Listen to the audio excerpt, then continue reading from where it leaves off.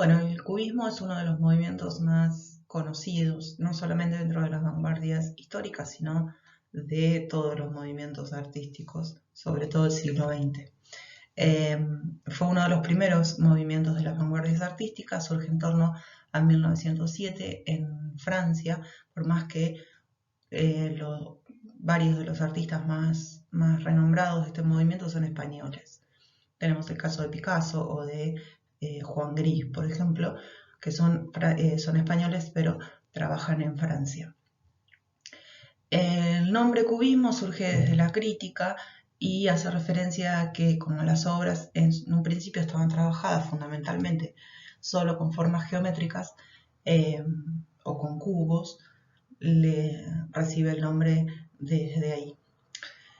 Lo que hay que tener en cuenta del cubismo es que si bien es un movimiento figurativo y objetual, me refiero a que siempre su punto de partida están los objetos de la realidad, eh, van a ir yéndose de a poco hacia la abstracción, en tanto que su forma de trabajo es plasmar dentro de las obras los objetos de la vida cotidiana, pero representados a través de todas sus caras o todas sus partes componentes.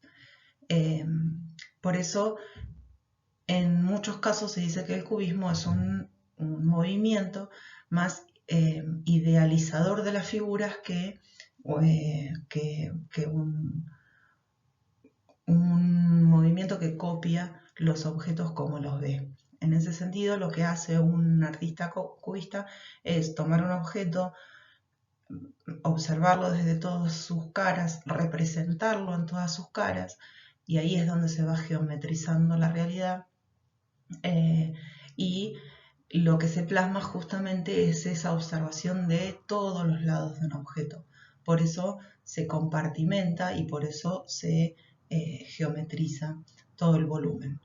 ¿Para qué? Para pasar justamente ese volumen de 3D a 2D. Vendríamos a decirlo porque se trabaja en la bidimensión fundamentalmente el cubismo.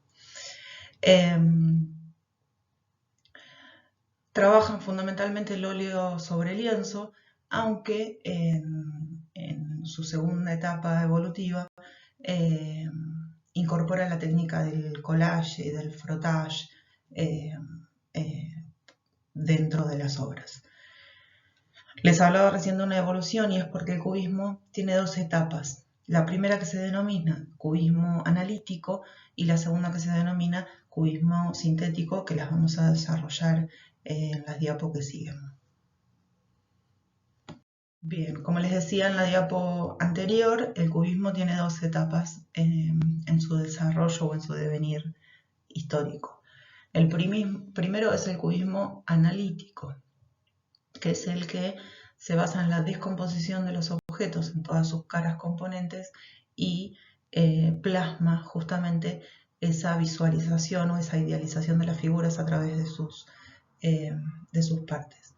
Por eso las obras en muchos casos parecen confusas y están recargadas de objetos o de figuras geométricas, porque lo que hacen es ir superponiendo todas esas caras para que el objeto esté presente de manera compuesta, pero al mismo tiempo descompuesto en todas sus caras, sobre la bidimensión. Todas las partes por lo general se van a geometrizar, por más que no solamente trabaje con líneas y ángulos rectos, va a trabajar el círculo, va a trabajar la espiral, va a trabajar las formas ovaladas, pero van a enfatizar esa geometrización. Y además va a haber un refuerzo, no solamente a través del color en algunos artistas, no todos, sino que también lo va a hacer a través de las líneas, que van a ser líneas, no sé si se acuerdan algo de lenguaje visual, pero líneas moduladas, en donde empiezan con un grosor y terminan o más gruesas o más finas. Va a haber mucha presencia de la línea para reforzar la geometría. Con respecto al color, los cubistas no tienen una paleta definida como movimiento en sí integral, sino que cada artista define sus paletas. Por ejemplo, Picasso, que fue el mayor exponente de la obra de los cubistas, tiene etapas en donde utiliza colores saturados y otras etapas que utiliza una paleta absolutamente neutra, que puede ser la neutra de valor o la neutra cromática.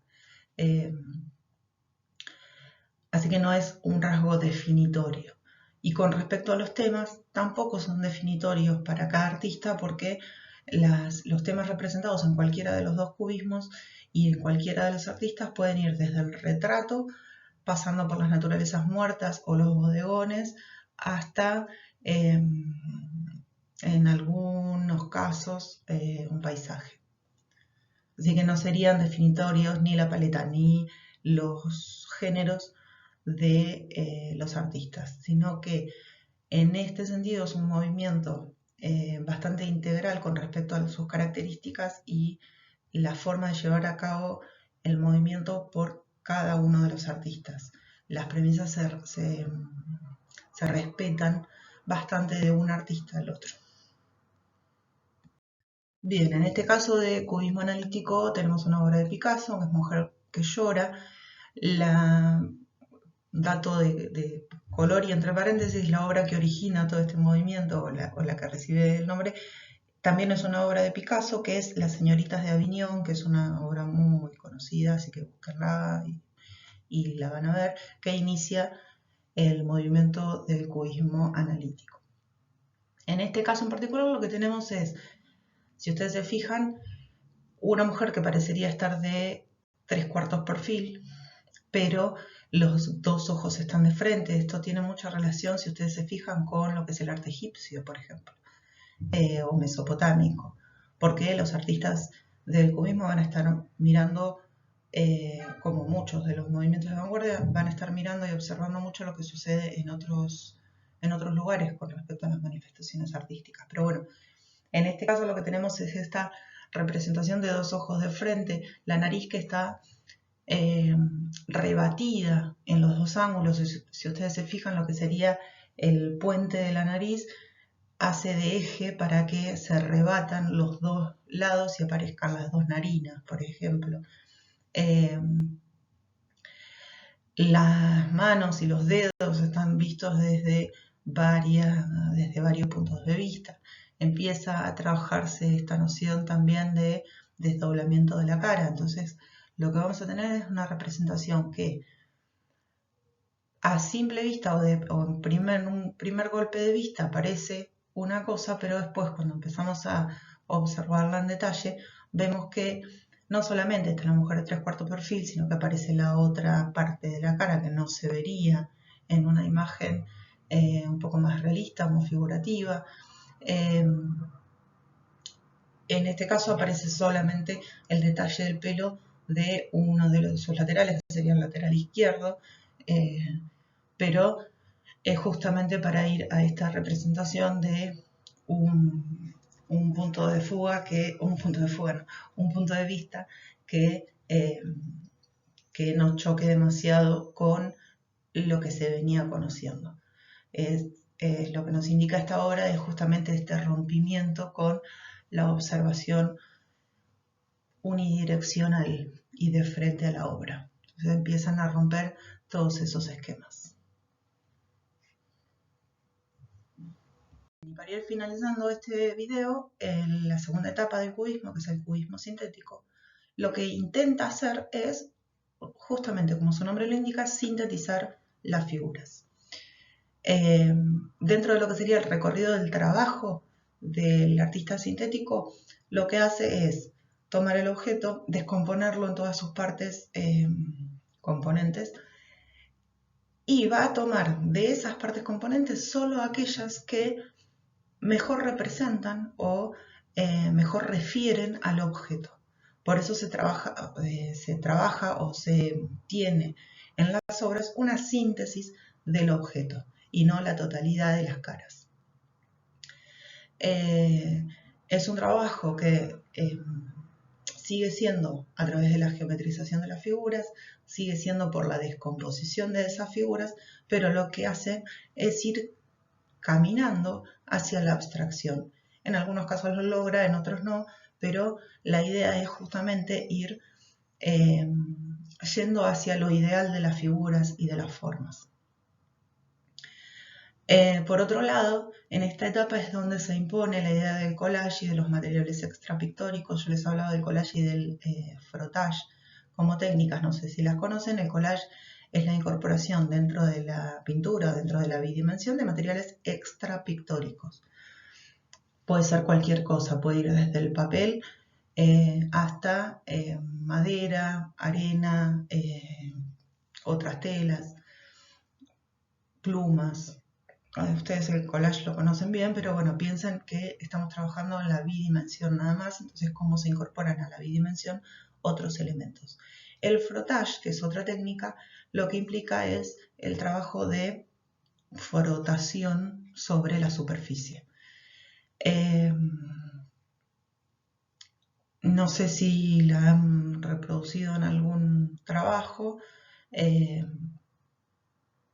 Lo más fácil, por ejemplo, es trabajar con, que lo puede trabajar sobre género, sobre telas, es con fotocopias recién hechas y la ponen sobre una tela, sobre una madera, sobre un cartón y le pasan thinner. Entonces lo que hace es, por frotación de los materiales,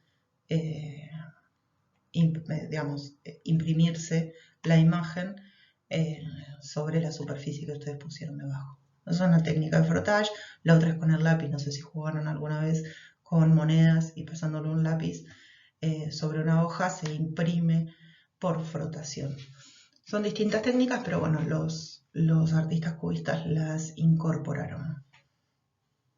Bueno, como análisis de obra sintética, lo que les traigo acá es una naturaleza muerta, que también es de Picasso, en donde se ve sobre todo la técnica del collage. Si ustedes se fijan, lo que tenemos ahí es una naturaleza muerta con silla, que son las sillas tipo vienesas, las que tienen el esterillado.